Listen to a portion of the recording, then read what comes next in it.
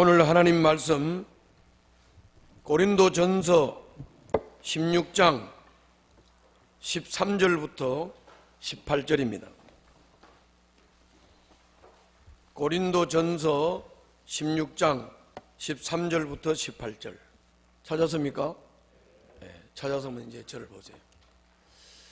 여기 제목 한번 읽어보겠습니다.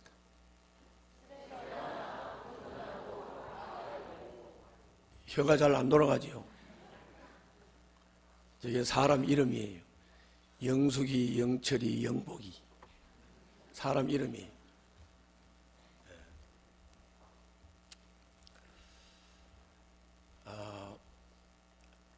목회자는 자기가 잘 먹고 잘 살라고 목사가 되는 게 아니에요. 그래서 목사는 돈 벌고 자기가 부자 되고 잘 살라고 이게 가지는 직업이 아니라고. 그래서 이제 목사를 사역자 또는 이제 사명자 그렇게 말을 하죠. 목회자의 삶이라고 하는 것은 자기 삶을 주님께 드려서 다른 사람에게 복음을 깨우쳐 구원의 길로 인도하는 그야말로 사명을 따라서 사는 사람들. 이것이 이제 주님을 따르는 길이죠. 주님을 따르는 길.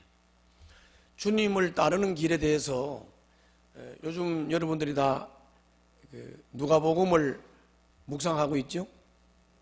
누가복음을 묵상하고 있는데 그 묵상한 내용 중에 보면 우리가 며칠 전에 누가복음 14장 25절부터 35절을 묵상을 했어요. 거기에 내용에 보면 너희들이 나를 따르려고 하면 자기를 부인하고 자기 십자가를 지고 나를 따르라 그렇게 말씀했어요. 주님을 따라가면 뭐 돈을 번다든지 주님을 따라가면 복을 받는다든지 주님을 따라가면 권세를 얻는 줄 알고 따라가는 사람들 충격이죠. 너희들 날 따라오려면 자기 십자가를 지고 자기를 부인하고 나를 따라오라. 그 뒤에 이어서 이렇게 말씀했어요. 너희들이 망대를 지을 때 계산도 안 해보고 지으면 안 된다. 망대를 짓다가 기초만 해놓고 돈이 없어서 공사를 계속하지 못하고 중단을 한다면 비웃음을 당하지 않겠느냐. 너희들이 주님을 따르는 것도 마찬가지다. 계산도 안 해보고 덤벙 주님을 따랐다가 중간에 아니 난 못 따라가겠네 하고 그만둔다면 그게 망대 짓다가 그만둔 사람하고 똑같아서 비웃음이 되지 않겠느냐. 또 전쟁을 비유로 하면서 너희들이 1만 군대를 가지고 2만 군대와 전쟁을 한다고 할 때 군사력, 전력도 비교를 안 해보고 계산을 안 해보고 1만 군대를 가지고 2만 군대를 대적해서 싸우겠느냐.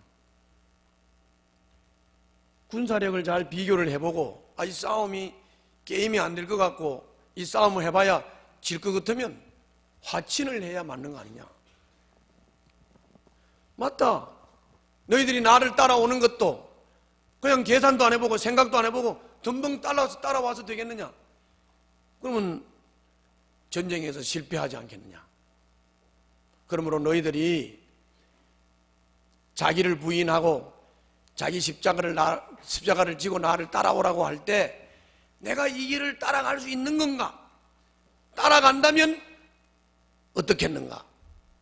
당연히 희생을 해야 되고 당연히 손해를 봐야 되고 당연히 세상의 명예와 권세와 부귀는 없는 거죠. 그 길을 따라가겠다고 결심한 사람이 복음 전하는 사람이에요. 그걸 결심하고 따라가는 사람이 복음 전하는 사람. 어떻게 보면 복음 전하는 사람만큼 춥고 배고픈 사람은 없습니다. 그렇죠? 죽고 배고픈 사람이 없어요. 나를 화려하게 봤다면 오산입니다.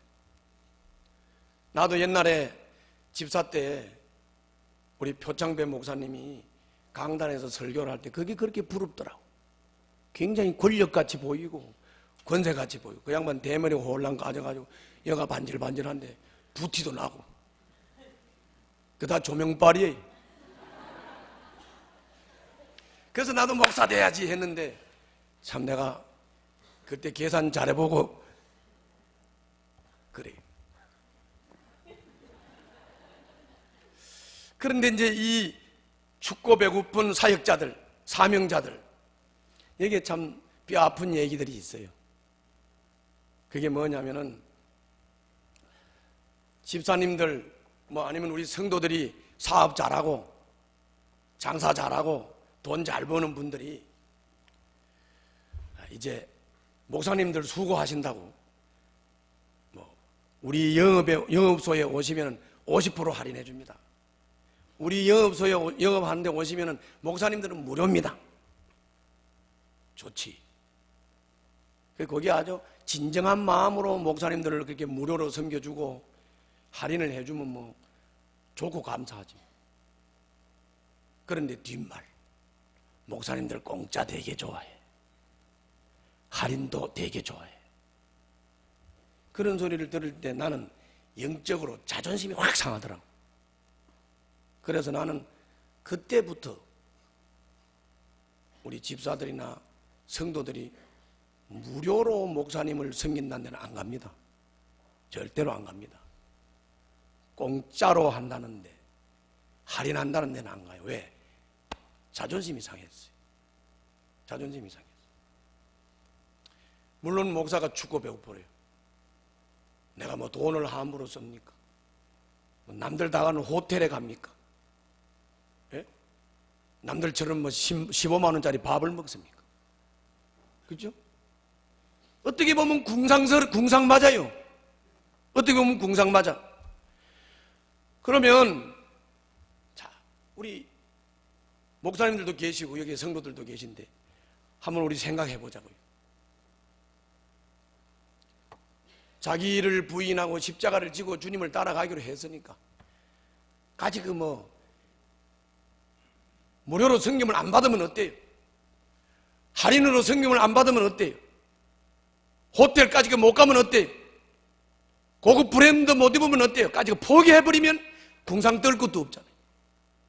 포기해버리면 궁상 떨 것도 없잖아요. 그렇죠? 근데 또 우리 성도들 입장에서는 어때요? 이왕에 섬길 바에야 공짜 되게 좋아한다는 둥, 할인 되게 좋아한다는 둥 그런 말을 하면서 섬기는 것보다야 그냥 진정으로 섬기면 얼마나 좋겠어요. 그래야 안 그래요? 그런 거지 뭐.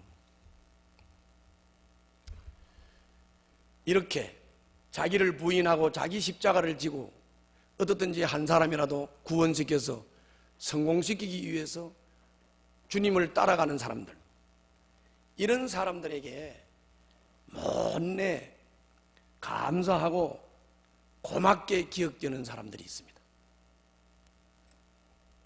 누굴까요? 오늘 스데바나나 보도나도나 아가이고 같은 사람입니다. 목회자들의 사역의 가치를 이해하고 함께 동력해주는 사람들. 그래서 바울은 내가 가는 나를 부인하고 십자가 지고 가는 길, 그리고 세상의 눈으로 바라볼 때는 춥고 배고프고 궁상 뜨는 일 같지만은 이 일의 가치를 알고 이 일에 동력해주는 고귀한 사람들이 너무너무 고마워서 바울은 서신서 마지막 부분에는 항상 이 동력자들을 소개하고 있어요. 오늘 고린도전서 마지막 부분에도 바로 이 동력자를 소개하고 있는 겁니다. 이분들에게 감사를 하고 이분들을 귀하게 여기고 이분들을 다른 사람들은 존경하고 이분들에게 순종하라고 부탁을 하면서 항상 서신서를 마감을 하는 거예요. 사역이라고 하는 것은 혼자 하는 거 아니에요. 또 혼자 할 수도 없어요. 도와주는 동력자가 필요합니다. 이럴 때 내가 나를 부인하고 십자가를 지고 주님을 따라가듯이 나와 같이 모든 것을 포기하고 제자가 되어서 내 사역을 동력해 준다. 얼마나 고맙겠어요. 얼마나 고맙고 감사하겠어요. 사역을 함께 해줄 팀이 있다는 것, 얼마나 귀한 일입니까? 그리고 꾸준하게 믿음을 지키면서 공동체를 이루어가는 일에 많은 성도들이 협력하고 교회와 하나님 나라를 이루어가는 일에 묵묵히 협력해 준다. 이게 사역자한테 얼마나 큰 힘이 되고 보람이 되겠느냐 그런 말이죠. 보람이 되겠느냐. 그런데 그런 사람들만 있으면 얼마나 좋겠어요. 그런 사람들만 있으면 막 날개 달고 날아가지 뭐. 궁상 뜰 것도 없지 뭐. 근데 왜 궁상을 뜰 수밖에 없고 왜 영적인 자존심까지 상해가면서 이 사역을 해야 됩니까? 그건 다른 거 아닙니다. 대다수의 사람들은 아직도 복음을 이해하지 못하고 대다수의 사람들은 복음에 대한 필요함도 절실함도 없습니다. 이러다 보니까 대다수의 사람들은 다 거절하고 불평하고 원망하고 안 받아들이고 박해하고 이렇게 되는 거죠. 그러니까는 목회자들이 독한 마음을 안 먹으면 궁상을 들 수밖에 없어요. 궁상을 들 수밖에 없어요. 그러나 영적인 자존심은 지켜야 됩니다. 영적인 자존심은 지켜야 됩니다. 내가 교회를 개척할 때요. 교회를 개척할 때 리비아에서 외국인 근로자로 일을 하는 팀이 자기들끼리 모여서 예배를 드리고 헌금을 해가지고 저 아는 사람이었는데 저한테 이제 한 달에 100불씩을 보냈어요. 보냈는데 그게 이제 한신공영에 근무하는 장로님한테는 그 돈을 보내가지고 그 장로님이 이제 내한테 돈을 전하는 건데 한신공영이 서울 고속버스 터미널에 있는 데 있잖아요. 그래서 이제 나를 보고 100불이 오면 나를 그리러 오라는 거예요. 돈 가지러. 그럼 이제 내가 첫 번째 갔습니다. 첫 번째 갔는데 장로가 자리에 없어요. 다방에서 4시간을 기다렸어요. 그 4시간 뒤에 왔어요. 자존심이 확 상하다. 영적인 자존심이 확 상해. 내가 하나님의 종인데 이렇게 궁상을 떨어야 되나? 그래서 장로님이 다방에 왔길래 그랬어요. 장로님, 이 돈이 장로님 돈입니까? 하나님이 주시는 거잖아요. 그러니까 이 돈 안 받을 테니까 알아서 하시라고. 안 받고 와버렸어. 존심 상해. 나는 그렇게 궁상 떨면서 복음 전하고 싶지 않았어. 그랬더니 이 장로가 바짝 얼어가지고 그 단계부터는 매달 우리 교회 찾아와서 전달했어.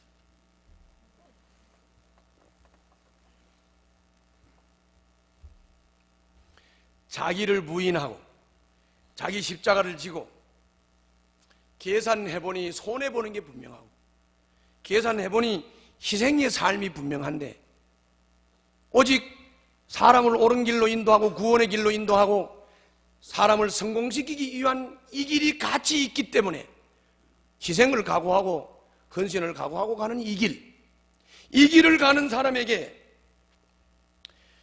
딴지 걸고 이해 못하고 받아들이지 못하고 긍정하지 못하고 박해하고 공격하는 이런 사람들, 또 때로는 복음을 받아들이고 서대바나나 보더나도처럼 아가이고처럼 정말 귀한 분들도 있고, 이럴 때 목사가 성도들한테 뭐라고 말해야 될 것 같습니까? 가만히 있지 말고 말해봐요. 이럴 때 목사가 성도들한테 뭐라고 말해야 될 것 같아요? 오늘 본문에 있습니다. 자, 13절 14절 읽겠습니다. 13절 14절 다 같이 시작.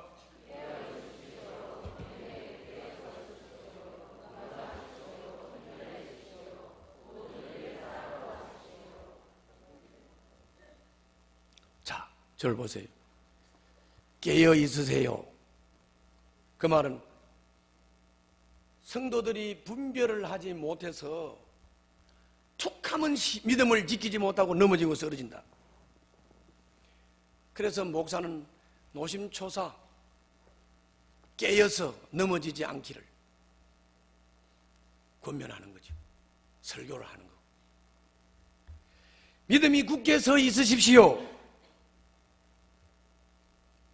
성도들의 믿음이라는 게 얼마나 연약하고 흔들리는지, 조금만 반대에 부딪히고 조금만 생활의 환경에 어려움이 오면 그냥 연약해서 흔들리고 넘어지니까 성도들이 넘어지지 않기를 위해서 노심초사하고 때로는 권면하고 때로는 설교하고 때로는 마음 아파하는 거지. 그게 마음 아파하는 거지. 용감하십시오. 힘을 내십시오. 우리가 사는 이 세상이 얼마나 척박한 세상입니까? 우리가 믿음을 자연스럽게 지킬 수 있도록 우리를 내버려 두지 않습니다. 정말 악한 세상이에요. 술로 공격하기도 하고 폭력으로 공격하기도 하고 협박을 하기도 하고, 그러면서 그런 가운데서도 우리가 믿음을 지켜가야 하는 건데,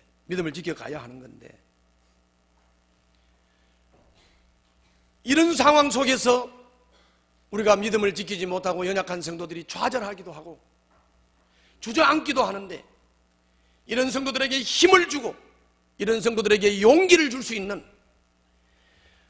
그래서 힘을 내세요. 용감하게 하세요. 때로는 이런 말도 힘을 쓰지 못하고 주저앉아 버리는 성도들도 있고, 그런가 하면은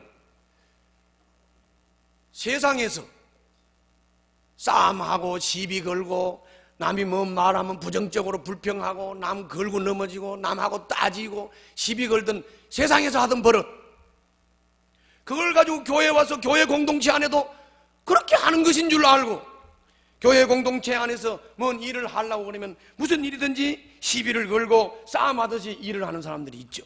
교회 일을 그렇게 하는 사람들이 있어요. 사실 교회는 그럴 이유가 전혀 없어. 하나님 일이잖아. 영혼을 구원하는 일이고 사람을 성공시키는 일이고 사람을 구원시켜서 행복의 길로, 의의 길로 인도하는 일인데, 그 일 하자는데 뭐 시비 걸 게 있고, 그 일 하자는데 불평할 게 뭐 있고, 그 일 하자는데 싸움 걸 게 뭐 있어요. 그런데 세상에서 그렇게 해왔거든. 세상에서 돈 벌면서 세상에서 사업하면서 그 일을 해왔기 때문에 교회도 그렇다고 생각을 하고 교회 와가지고 그렇게 자꾸 일을 처리하는 사람들, 그래야 할 이유가 전혀 없는 거예요.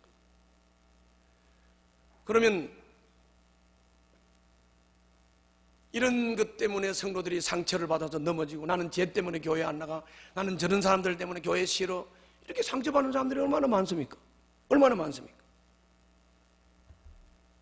그래서 이런 사람들을 보고 사랑으로 하자, 그러지 말고 사랑으로 하자, 이게 목사님이 성도들에게 하고 싶은 얘기예요.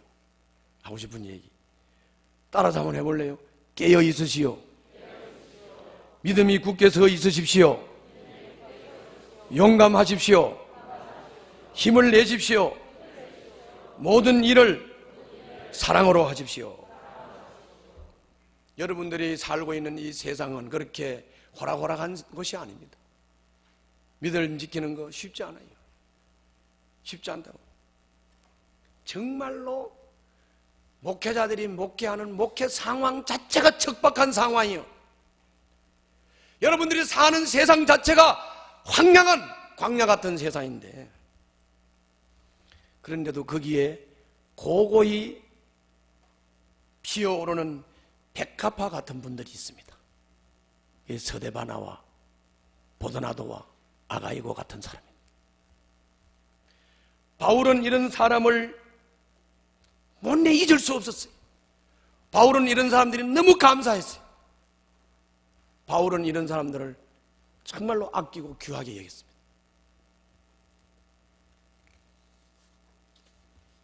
도대체 스데바나와 보도나도와 아가이고가 어떤 사람이길래 바울이 그렇게 아꼈는가? 바울이 그렇게 귀하게 여겼는가?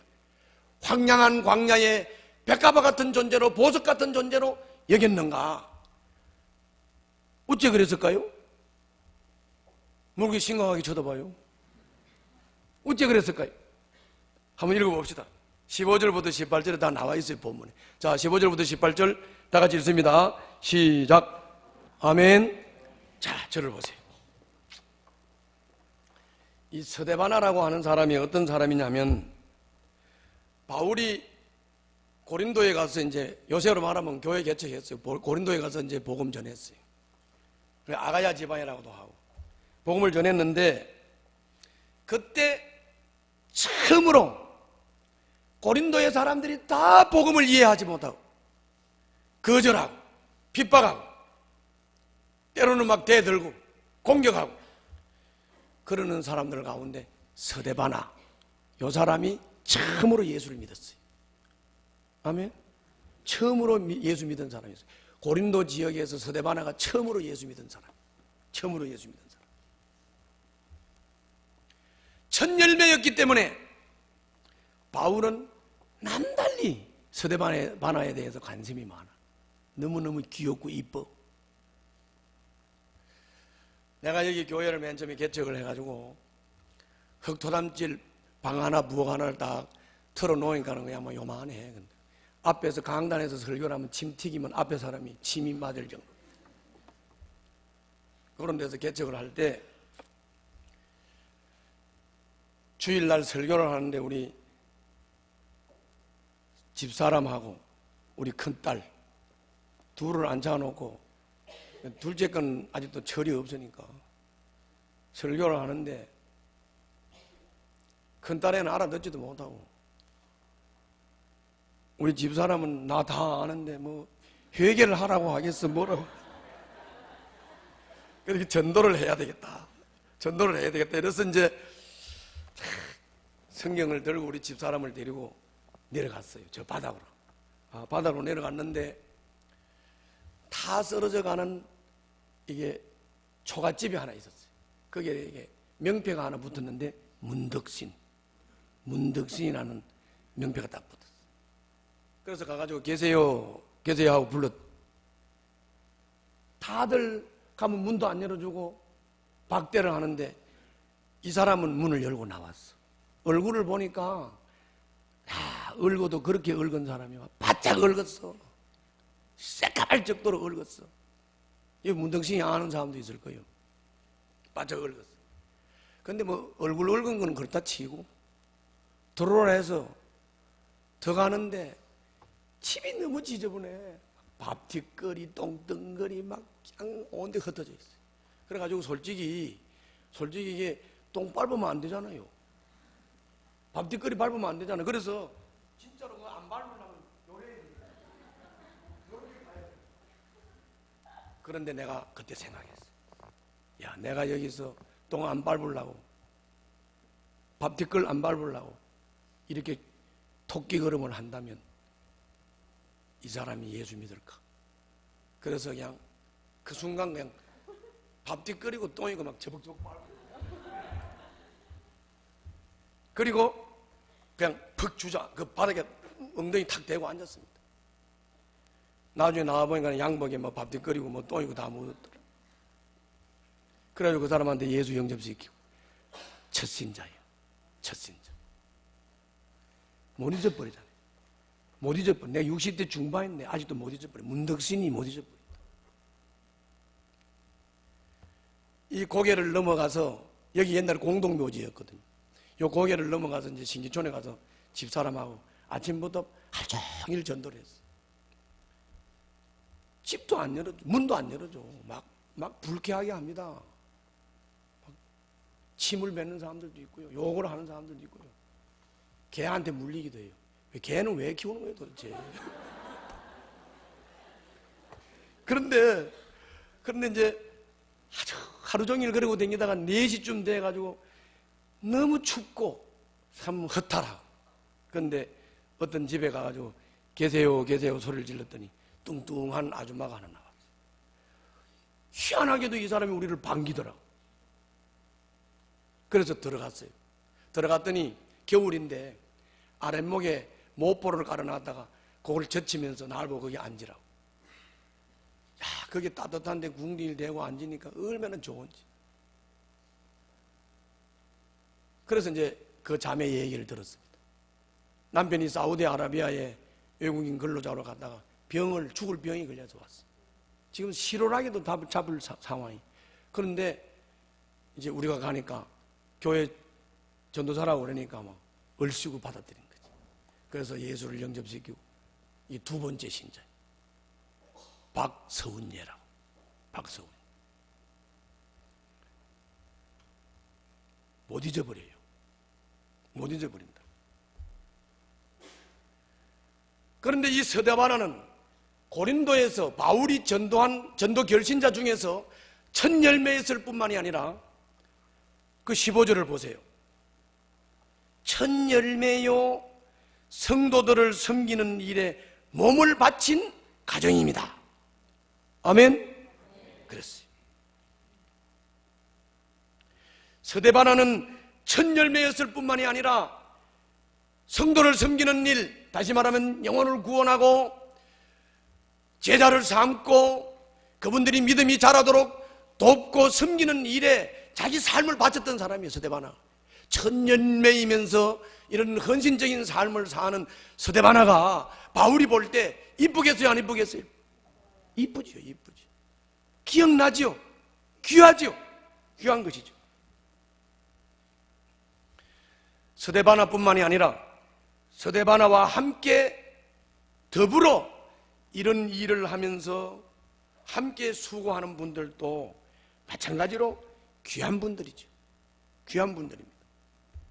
이런 분들은 우리가 존중해줘야 되고, 이런 분들은 우리가 존경해줘야 되고, 이런 분들에게 우리는 순종하고 그 사람을 따라야 되는 줄로 믿습니다. 따라야 되는 거죠. 누가 말 안 해도 이런 사람은 존중하고 따르게 돼 있어요. 존중하고 따르게 돼 있다. 내가 이제 예비 목자가 세워지게 되면 이 예비 목자를 임명하기 전에 저하고 밥을 같이 먹는다고. 이제 분가하는 대행 목자를 데리고 식사를 했어. 식사를 하는데 식사하는 시간은 얼마나 걸려요? 대충 한 1시간 정도 걸리지. 밥을 먹는데 이 양반이 말하는 대화 중에 내 얘기는 딱 한 번 하더라고. 그런데 자기가 속해 있던 목장의 목자, 목녀 얘기를 5번을 무려 하더라고. 내가 기분이 상해야 되겠어요? 안 상해야 되겠어요? 안 상해. 이뻐. 왜? 그 사람이 자꾸 입에 올리는 그 목자의 성김이 얼마나 좋았으면 그게 와서 밥 먹으면서 자기 목자 얘기를 그렇게 하겠어. 아멘? 존경하는 거지. 존경하고 순종하고 따라가는 거지. 복음을 위해서 수고하고 땀 흘리는 사람들과 그 사역에 함께하고 협조하는 사람들, 그리고 그런 사람들에게 순종하며 그 사람들의 이끄는 데 따라가는 사람들, 이거는 삶 중에서 정말 아름다운 삶입니다. 아멘? 아름다운 삶.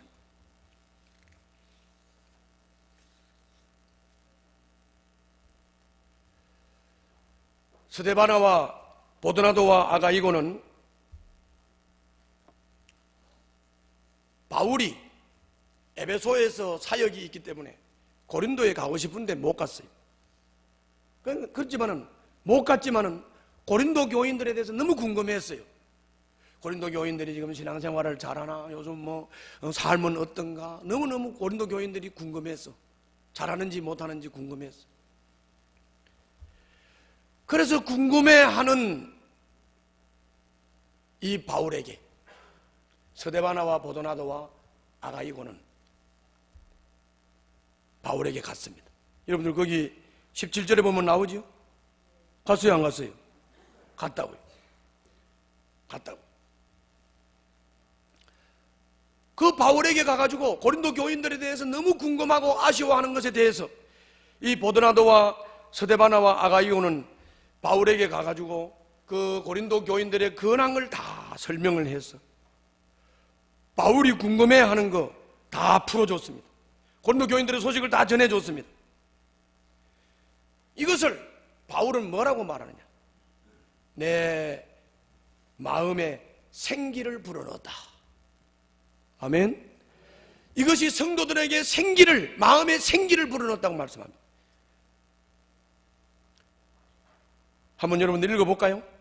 17절 18절 다 같이 한번 읽습니다. 시작. 아멘. 저를 보세요. 여러분들, 제가 뭐가 제일 궁금할 것 같습니까? 뭐가 제일 궁금할 것 같아요? 돈 버는 방법? 쾌락 즐기는 방법? 뭐가 제일 궁금할 것 같아요, 제가? 성도들의 소식이에요. 뭐라고? 이 사람이 요즘 사업은 제대로 하나? 돈은 제대로 버나? 몸은 안 아프나? 제가 궁금한 거라고요. 제가 궁금한 거. 그러면 이 궁금해하는 목사님에게 목자 일지라도 써서 목원들의 소식을, 근황을 좀 알려줘야 되지 않습니까? 6개월, 1년이 가도 일지를 안 쓰는 사람들 무슨 신보야? 무슨 신보냐고. 내 마음에 생기를 좀 불어넣어 주세요. 나 죽겠습니다. 궁금해서 미치겠어요. 궁금해서. 한 목자의 목자 일기를 읽었습니다. 그게 그 목자가 이런 고백을 했어요. 그동안 일지를 안 썼는데 이제부터는 꾸준하게 쓰기로 했습니다. 왜냐하면 내가 일지를 안 쓰면 우리 목사님이 우리 목원들의 기도 제목을 모를 것 같았습니다. 제대로 된 목자예요. 내가 목자 일지를 안 쓰면 목원들의 근황을 목사님이 모르고, 목사님의 근황을 목사님이 모르니까, 성도들의 근황을 목사님이 모르니까 기도할 수 없다 그 말이에요. 그걸 깨달은 게 가장스럽지. 좀 깨달아봐. 그래서 일지를 쓰겠대요. 일지를 쓰겠대.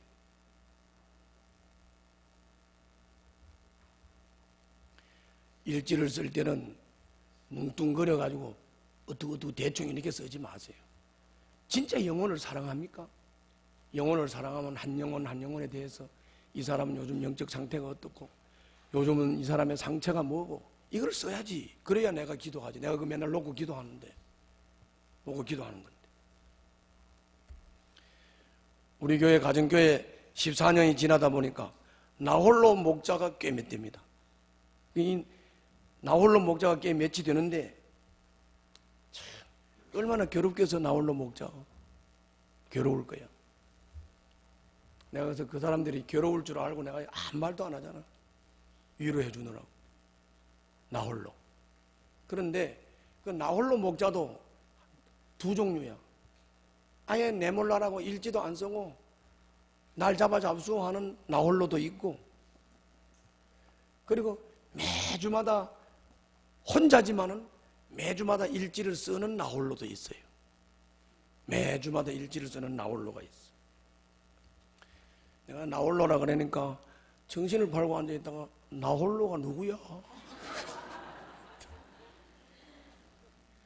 그런 나홀로가 있는데, 자, 이 양반은 매주 일지를 씁니다. 나는 내 아내와 뭘 했습니다. 나는 내 딸과 아들과 뭘 했습니다. 다들 써 올려. 그나마도 그것도 괜찮아. 그래도 지 상황이라도 보호를 해주니까. 응?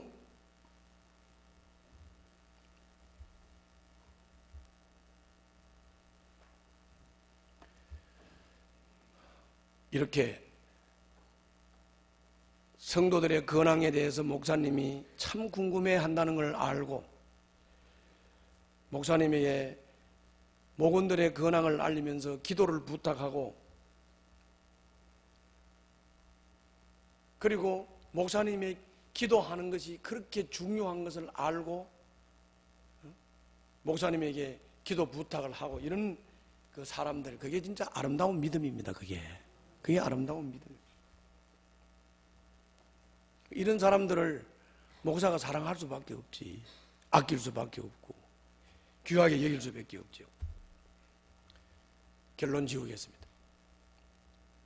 분별하지 못하고 연약해서 흔들리는 분들, 좌절해서 주저앉는 분들, 이런 분들이 꾸준히 믿음을 지키면서 묵묵히 목사님을 협력하는 것은 목사님에게 기쁨이 되는 겁니다. 매사를 시비 걸듯이 따지고 싸움을 하듯이 하는 사람들이 이제 와서 보니까 세상에 하선 버릇이야. 교회에서는 이런 거 하면 안 되겠다 깨달은 사람이, 시비를 걸고 사사건건 따지던 사람이 사랑으로 하라는 가르침을 따라서 교회 안에서 묵묵히 목사님을 응원해주며 목사님의 협력자가 된다고 하면 이 사람은 목사님에게 큰 힘이 되는 사람입니다. 무관심하고 자기들끼리 쑥덕거리고 비협조적이고 삐딱한 사람이, 이거는 세상에서 하던 버릇이고 하나님 나라의 일은 그렇게 하면 안 된다는 것을 깨닫고 진정으로 목사님을 협조하는 협조자가 되면 목사님은 천군천마를 얻은 것 같은, 천군만마를 얻은 것 같은 그런 기쁨이 될 수 있습니다. 사역의 첫 열매로 예수님을 믿은 성도가 헌신된 섬김을 할 때 목사님은 그 성도가 자랑스러울 수밖에 없습니다. 그리고 그 성도가 귀할 수밖에 없고 그 성도를 아낄 수밖에 없고 관심을 가질 수밖에 없는 것입니다. 이런 성도들에게 또 다른 성도들이 순종하면서 함께 동력하는 모습을 바라볼 때 그 또한 아름다운 모습입니다. 스데바나와 보도나도와 아가이고 같은 보석 같은 사람, 보석 같은 사람. 목장의 목원들 소식을 또 그리고 대상자들 소식을 목사님에게 자세히 전달하고 알려드리라는 것은 목사님에게 성도들의 근황을 알려줌으로써 기도하라는 것이요, 이것을 목사님이 이 근황을 듣고 기도를 할 때 이 기도는 성도들에게도 생기를 불어넣는 일이요 목사님에게도 생기를 불어넣는 일입니다. 너는 너고 나는 나고 성도가 자기 형편과 어려움을 목사님에게 기도 부탁을 하지 않는 것도 이건 아름다운 공동체의 모습이 아니요, 목사가 성도들의 어려움과 아픔을 쳐다보지도 않고 목사님이 지 혼자 사역을 한다고 하면 그것 또한 목사님의 아름다운 모습이 아닙니다. 기도 부탁하세요. 중보기도실도 있고 목자일지도 있고 기도 제목을 얼마든지 낼 수 있지 않습니까? 제가 기도하겠습니다. 기도하겠다 이 말이죠. 왜 그렇습니까? 목회는 관계이기 때문에 그렇습니다. 관계는 소통이 돼야 관계 속에서 행복을 누리는 것입니다. 우리는 관계 속에서 행복을 누리고 아름다운 삶을 누릴 수 있는 자들이 돼야 되고 기쁨을 누리는 자들이 돼야 될 줄로 믿습니다. 기도하겠습니다.